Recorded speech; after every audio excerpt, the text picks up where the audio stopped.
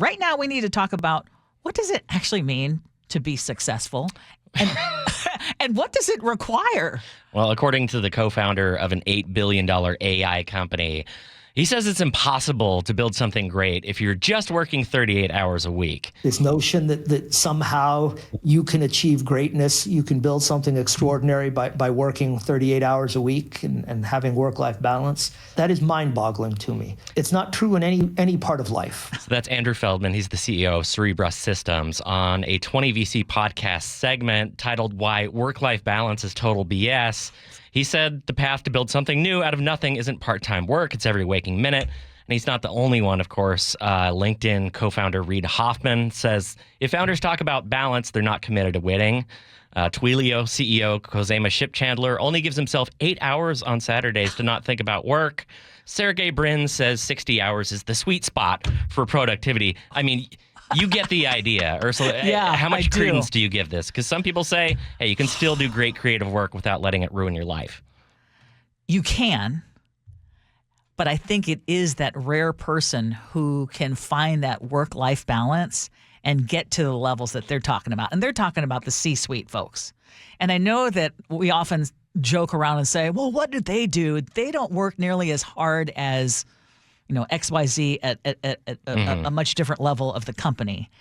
But I would agree to some extent that these people, I believe that they are correct in terms of what it took for them to get where they are. But my question is, what do you deem as success? Are you successful if you don't reach the C-suite level and if you don't make CEO? Because I will tell you, as someone who has had to be taken out in a stretcher from KIRO Radio, in case anyone hasn't heard yet, and I know I beat that drum a lot, but that was my first wake-up call. Like, you know what? No one cares that I'm putting in 60 and 70 hours, except my family. Like, no one in this building cared. Okay, and I'm not trying to malign my employer. I'm just saying it was me. It was my mentality. Like, I can't be a great news director if I'm not doing everything, committed. Working everything, and starting in the morning, and even when I got home, and even on the weekends, and it was just nonstop, and it physically made me ill. I think he is right to a certain extent. So if you are trying to build a great company, if you're trying to build a great product, if you have a business, it requires a lot of commitment. In my experience in the restaurant industry, it was 70 hours a week minimum, constant total dedication. But what they don't say is that is not sustainable.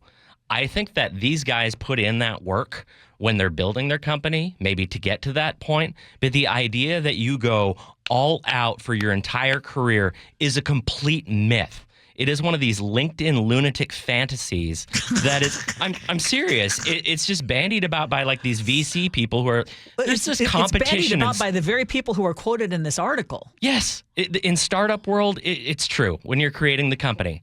But once you've done 10 years worth of that work, you're going to either die or you're going to find some kind of balance. Yes. It's not sustainable, but I would agree. I mean, I agree with the basic gist of what they're saying. Yeah. Also, the whole venture capital startup ecosystem is very testosterone heavy in the I will outwork you sort of toxicity.